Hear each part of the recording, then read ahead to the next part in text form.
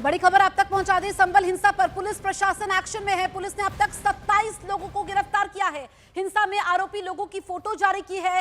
News 18 India के पास गिरफ्तार आरोपियों की फोटो है। इसमें कई नाबालिग भी शामिल हैं। पुलिस ने जिन गिरफ्तार लोगों की फोटो जारी की है उसमें महिला भी शामिल है। वहीं 74 उपद्रवियों की सीसीटीवी फुटेज के जरिए पहचान की जा चुकी है। हिंसा को लेकर 7 एफआईआर दर्ज की गई है, जिसमें 22 आरोपी नामजद किए गए हैं। साथ ही एहतियातन इंटरनेट सेवाएं बंद रखने की समय सीमा अगले 24 घंटे तक बढ़ा दी गई है।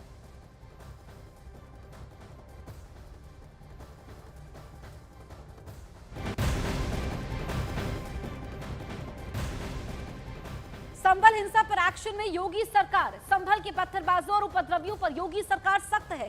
संभल में उपद्रवियों के पोस्टर जारी किए गए हैं। सार्वजनिक स्थानों पर ये पोस्टर लगेंगे। उपद्रवियों से नुकसान की भरपाई भी की जाएगी। बड़ी जानकारी आप तक पहुंचा रहे हैं कि अब उपद्रवियों से ही नुकसान की भरपाई होगी। संभल हिंसा पर मुख्यमंत्री योगी एक्शन मोड में है। पत्थरबाजों की बात करें, उपद्रवियों की बात करें तो योगी सरकार उन पर सख्त है। उपद्रवियों के पोस्टर सार्वजनिक स्थानों पर लगेंगे। उपद्रवियों से नुकसान की भरपाई भी की जाएगी।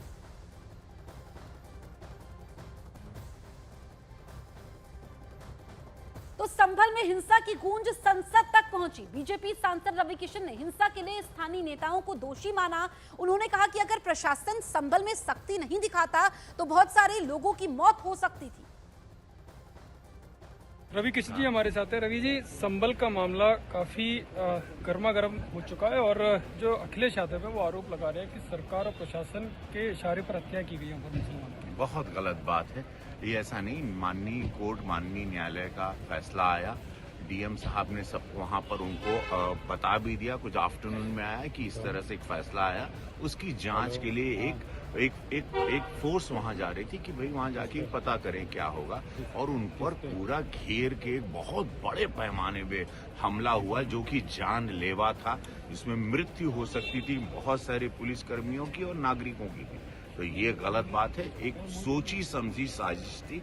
वहाँ के लोकल नेताओं को बहुत उन्होंने गलत किया कि वहाँ अपनी ही समुदाय, मुस्लिम समुदाय के सीधे साधे बच्चों को इस तरह से वर्गला के आप उनके हाथ में ईंट पत्थर और बंदूक दे रहे हैं, ये गलत बात है। अब राहुल गांधी हो या अखिलेश यादव, उन्होंने साफ कर दिया कि वो संभल जाएंगे। क्या लगता है ना कि माहौल और गर्माएगा, इससे बिगड़ेगा? देखिए, ये सब यही बातें गलत है। इस पर राजनीति ना करते हुए इस मामले में ऐसे वक्त में सारी पार्टियों को शांत करना चाहिए, ना कि उसमें पेट्रोल डीजल डालने का, घी डालने का काम करें। ये अच्छी बात नहीं है। इस लोकतंत्र में ये बहुत शोभा नहीं देता। एक योगी सरकार ने तो साफ कर दिया कि जो भी आरोपी हैं, जो भी इसमें दोषी हैं, उनके पोस्टर चस्पा किए जाएंगे और उनसे ही वसूली की जाएगी। देखिए, गलत है भाई। आप नुकसान नहीं कर सकते हो, आप जान नहीं ले सकते हो किसी की। ये सारी चीजें बहुत गलत है और इस तरह से होगा ताकि 25 करोड़ की आबादी है, एक अपने आप में देश है, उसको कैसे संचालित सरकार करेगी? इनकी वसूली की जाएगी।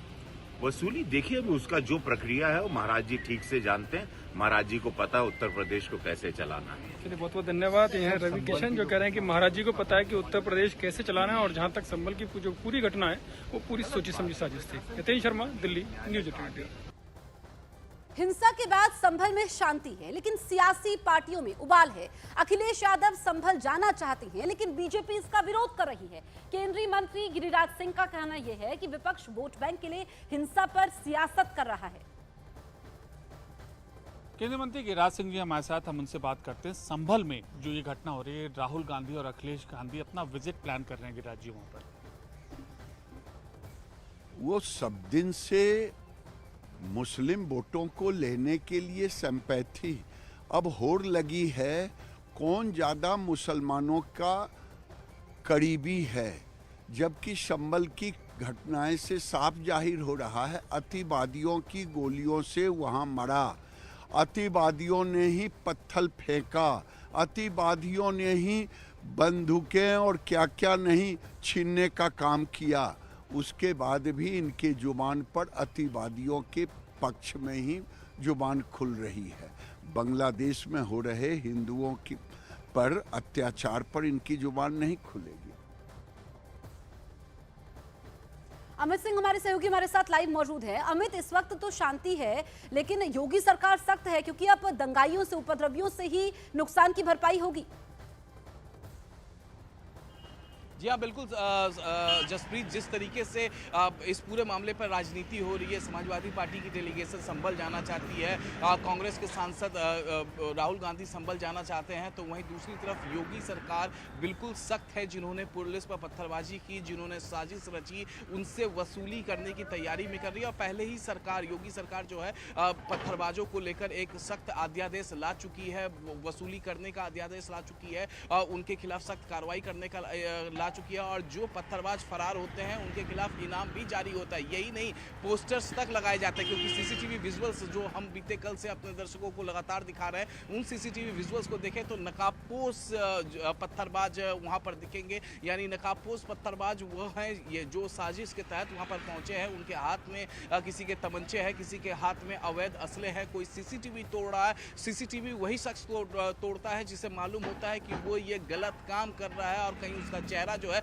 सीसीटीवी में ना आ जाए, कहीं उसका चेहरा पूरी दुनिया के सामने ना आ जाए, और इसी वजह से वो सीसीटीवी तोड़ता है। तो ऐसे लोगों के खिलाफ सख्त है पूरी योगी सरकार, और योगी सरकार ने साफ कह दिया है कि जो साजिश करता है, जो पत्थरबाज है, उनका सार्वजनिक तौर पे पोस्टर्स लगाए जाएंगे। पोस्टर ही नहीं, अगर वो गिरफ्तार नहीं हो पाते, वो फरार होते हैं, तो उनका बिल्कुल, तो यहाँ पर सख्त संदेश दे रही है योगी सरकार। शुक्रिया अमित, आपका तमाम जानकारी हम तक पहुंचाने के लिए। वहीं बीजेपी जहां संभल में हिंसा के लिए समाजवादी पार्टी के स्थानीय नेताओं को दोषी मान रही है, वहीं समाजवादी पार्टी हिंसा के लिए प्रशासन को जिम्मेदार मान रही है। समाजवादी पार्टी के नेता जियाउर रहमान बर्क का कहना यह है कि संभल में हिंसा योजना के तहत करवाई गई।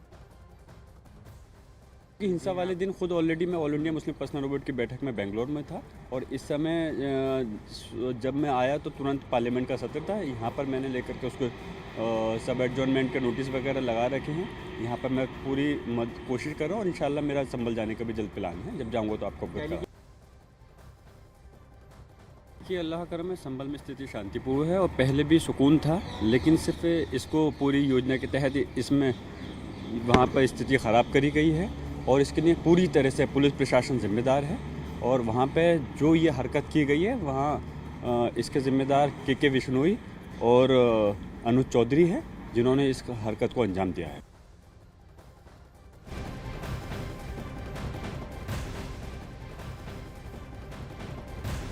संभल हिंसा का सनसनीखेज वीडियो सामने आया है। एक फुटेज में नकाबपोश उपद्रवियों का हुजूम दिखाई दे रहा है।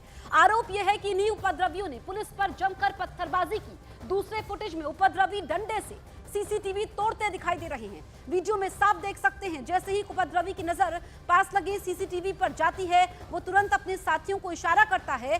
पल भर में डंडे से उस सीसीटीवी को तोड़ दिया जाता है। तीसरा और आखिरी वीडियो हिंसा को लेकर की गई साजिश से पर्दा उठा रहा है। ड्रोन से ली गई इस तस्वीर में साफ देख सकते हैं कि कैसे उपद्रवियों ने पुलिस हमले की तैयारी पहले ही कर ली थी, और जैसे ही पुलिस से सामना हुआ, उन पर पल भर में पत्थरों की बारिश कर दी। तो 3 तस्वीरें आपके सामने हैं। सीसीटीवी में कैद होते हैं उपद्रवी, और यहाँ पर सीसीटीवी तोड़ा गया है। आप देखिए कि किस तरीके से पथराव होता है। ये अब 3 तस्वीरें सामने आई हैं। 24 नवंबर की ये तस्वीरें हैं, और इसमें लोगों की पहचान भी हुई है। बाकायदा जो पोस्टर्स है उनको भी सार्वजनिक किया जा रहा है। सियासत इस पर खूब हो रही है, लेकिन फिलहाल वहां पर शांति है।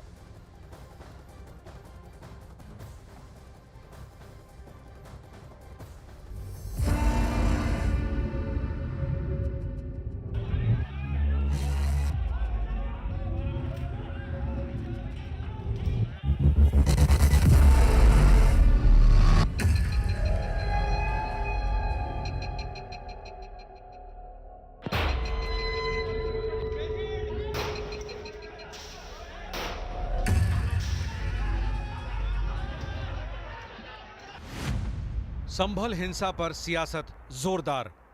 मस्जिद है, मस्जिद थी और मस्जिद ही रहेगी इंशाल्लाह ताला, क्योंकि एक्ट ऑफ वर्शिप जो प्लेस ऑफ वर्शिप जो है उस एक्ट यही कहता है। टीम के साथ बीजेपी के कार्यकर्ता थे जो भड़का रहे थे।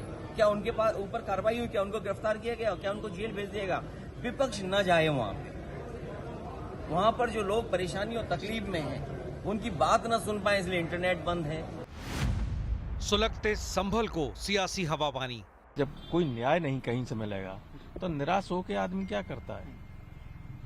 निराश होकर न्याय मिलेगा तो कभी कुछ नहीं अशांति होती। हमेशा शांति न्याय के रास्ते से ही निकलती।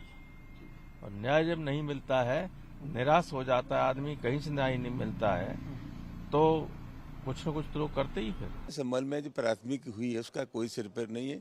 हमारे सांसद वहाँ मौके भी नहीं थे। तो कुल मिलाकर के स्थिति ये है कि लोगों को बगैर विश्वास मिले हुए संभल में जो कार्रवाई हो रही थी वो निश्चित रूप से चिंता का विषय है। संभल हिंसा पर सियासी तड़का। ये जो नंगा नाच हुआ है पुलिस के द्वारा, अधिकारियों के द्वारा बेगुनाह लोगों के ऊपर जान ली गई है, इसकी चर्चा न कर पावे, उस चर्चा को दबाने के लिए उनके FIR किया गया है। आप नफरत के नाम पर बांटेंगे तो कटेंगे नारा लगा रहे हैं ना। आप तो एक हैं, सेफ हैं, बट ये नारे नफरत के नाम पर लगा रहे हैं ना। आप किसके नाम पर लगा रहे हैं? आप देश के नाम पर लगा रहे हैं। ये देश के लिए कर रहे हैं आप, कि आप देश के अंदर आग लगा रहे हो। आप देश के अंदर रहने वाले समुदायों के बीच में आपस में, चाहे जहाँ हिंदू मुसलमान मिलेगा वहाँ हिंदू मुसलमान करेंगे, मणिपुर में मुसलमान नहीं मिला वहाँ दूसरों के साथ लड़ा दिया। आप हर जगह लड़ा करके ही तो राजनीति कर रहे हैं भाई। संभल सुलगा, संभल में पत्थरबाजी हुई, पुलिस वाले निशाना बने और हिंसा में 4 लोगों की मौत हो गई। समाजवादी पार्टी संभल में हुई हिंसा के लिए सरकार, प्रशासन और पुलिस को जिम्मेदार ठहरा रही है। अखिलेश यादव ने संभल हिंसा की जानकारी इकट्ठा करने के लिए 12 नेताओं की टीम बनाई है। ये टीम संभल में हुई हिंसा पर जानकारी इकट्ठा करेगी और पार्टी अध्यक्ष को सौंपेगी। वहाँ पर कोई जा नहीं सकता है। हमारे दो लीडर ऑपोजिशन हैं, दोनों हाउस के, दोनों जाना चाहते हैं आज, लेकिन दोनों को जाने की परमिशन नहीं दे रहे हैं। अगर यहाँ से चलते हैं, मान लीजिए अभी गेट बंद कर देंगे, हमारे सभी सांसद चाहते हैं कि हम जाएं आज संभल। अगर हम संभल जाने के कहेंगे तो कहेंगे संविधान नहीं मानते, कानून नहीं मानते, सरकार का नहीं मानते। तो ये भारतीय जनता पार्टी के वो लोग हैं जो मन विधान से चलना चाहते हैं, संविधान से नहीं। संभल हिंसा के मामले में पुलिस की नजर में 2 बड़े किरदार हैं। नंबर 1 आरोपी हैं समाजवादी पार्टी के सांसद जियाउर रहमान बर्क, जबकि नंबर 2 आरोपी हैं समाजवादी पार्टी के संभल से विधायक महमूद इकबाल के बेटे सोहेल इकबाल। थाना कोतवाली पे और करीबन 2500 के लगभग लोगों के ऊपर है अभियोग पंजीकृत हुआ है। सभी लोगों की CCTV और ड्रोन के माध्यम से आइडेंटिफिकेशन किया जाएगा और सबको जेल भेजा जाएगा। और रहमान के खिलाफ भी FIR दर्ज की रही है। हाँ, एक हमारे चौकी प्रभारी द्वारा इस नाम से, जिस नाम से आप बता रहे हैं उस नाम से मुकदमा दर्ज किया गया है। BNS 168 के तहत BNS 168 के तहत पहले नोटिस दिया गया था, अब उसके बाद में कार्रवाई की गई है। लेकिन हैरानी की बात है कि समाजवादी पार्टी का जो डेलीगेशन संभल हिंसा का पता लगाएगा उसमें जियाउर रहमान बर्क और विधायक महमूद इकबाल का भी नाम है, जो संभल हिंसा पर समाजवादी पार्टी को अपनी रिपोर्ट सौंपेंगे। किसके कारण? मुख्यमंत्री के सारे हो रहा है, उनकी अपनी कुर्सी बचाने के लिए बीजेपी के लोग कर रहे हैं। लेकिन समाजवादी लोग संविधान की मूल भावना को, संविधान की आत्मा को बचाने के लिए जो भी करना पड़ेगा, बड़े से बड़ी कुर्बानियां देंगे। समाजवादी लोग संघर्ष करेंगे। आपका डेलीगेशन कब जाएगा? राष्ट्रीय अध्यक्ष जी ने कहा है परसों जाना। हालांकि संभल की सीमा पर जबरदस्त चेकिंग चल रही है। किसी भी बाहरी व्यक्ति के बिना अनुमति प्रवेश पर बैन लगाया गया है। यहाँ तक कि कोई भी सामाजिक या राजनीतिक संगठन भी बिना परमिशन संभल नहीं जा सकता है। कुछ ऐसी ही कोशिश आजाद समाज पार्टी कांशीराम के अध्यक्ष चंद्रशेखर आजाद ने भी की थी। संभल में हुई हिंसा के बाद वो वहां जाना चाहते थे, लेकिन पुलिस ने उन्हें हापुड़ में रोक लिया, जिसके बाद उन्होंने सुप्रीम कोर्ट की निगरानी में CBI जांच की मांग रख दी। ये स्थिति बनी क्यों, इसका भी जवाब जो है वो सरकार को देना चाहिए। मेरे हिसाब से ये जो तेजी से सब कुछ हुआ है, ये एक साजिश है। इस साजिश को बेनकाब करने के लिए इसकी CBI की जांच हो, और वो भी सुप्रीम कोर्ट की निगरानी में। तब दूध का दूध पानी का पानी होगा, और ऐसे अधिकारी और इसमें मिली भगत वाले नेता सब जेल जाएं, तब जाके शायद माहौल सामान्य होगा। संभल में हुई हिंसा के बाद फिलहाल बाहरी और सियासी पार्टियों और नेताओं की एंट्री बैन है, लेकिन प्रशासन हालात को सामान्य करने में जुटा है। हालांकि संभल को लेकर सियासी उबाल जारी है। हिंसा, पत्थरबाजी और मौत के लिए समाजवादी पार्टी सरकार, प्रशासन और पुलिस को कटघरे में खड़ा कर रही है। समाजवादी पार्टी के नेता पत्थरबाजी तक को जायज ठहरा रहे हैं, जबकि अब तक की जांच कुछ और ही कहानी बता रही है।